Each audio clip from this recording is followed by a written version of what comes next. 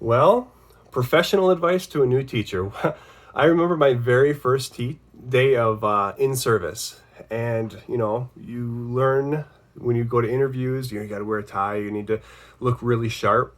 And so I assumed that's what you should do the first day of in-service. I wish someone had told me that all the other teachers were going to show up in sweatshirts and jeans.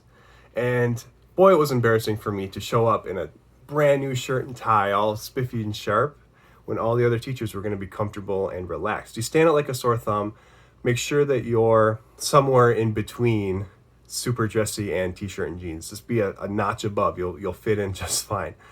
Now, most of my learning professionally happened that first year, and my advice would be just those older teachers have a lot of wisdom. You're gonna learn so much from them. Be ready for it, ask for it, encourage that, because coming out of college, I feel like I didn't know anything.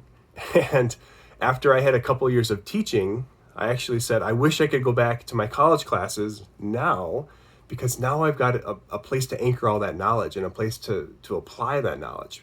It's just gone at that point. So you're gonna have a lot of learning to do. Next bit of professional advice is keep your resume up to date. It doesn't seem like you're going to need it for a while, and I'm sure you intend to stay at your first job for many years. But if you don't keep it up to date, if you don't look at it for 10 years, it's going to be a lot harder to update 10 years later than it would be if you updated it once every 2 years, once every year. It's just easier to keep it fresh in your mind and update it just a little at a time. Professional advice for a new teacher: imagine every email you send and every social media post that you put out there, printed out on a sheet of paper in your principal's hand, in a parent's hand who's angry. And if you can imagine those two things, you'll make better choices about what you're putting down in writing.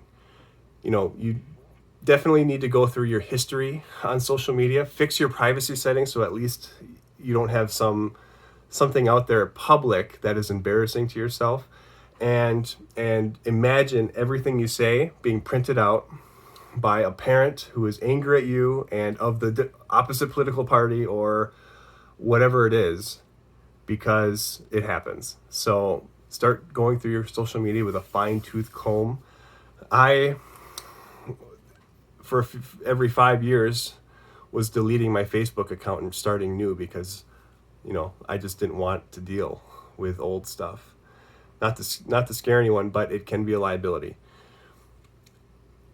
Professionally, younger teachers seem to be connecting with their students online a lot more readily than the older teachers. And so have a little bit of caution, and you might want to put some distance between, I understand that high school kid just got, Facebook and Twitter or whatever else, and they're trying to connect with you, but beware connecting with students online.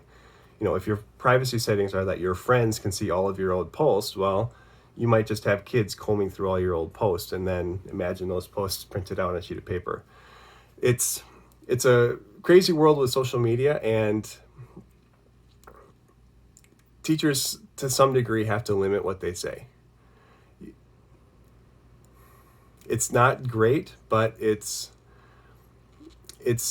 difficult to connect with students if they're walking into your class thinking that you're a idiot from the other political party. They're not going to hear what you're saying. They're going to want to troll you. They're going to want to be upset with you before you even start because you made something political and people shared it around and now you're known for that thing. It's staying apolitical. It kind of greases the wheels as a teacher, especially if you're in a polarized area. So have strong opinions at your own risk, once again.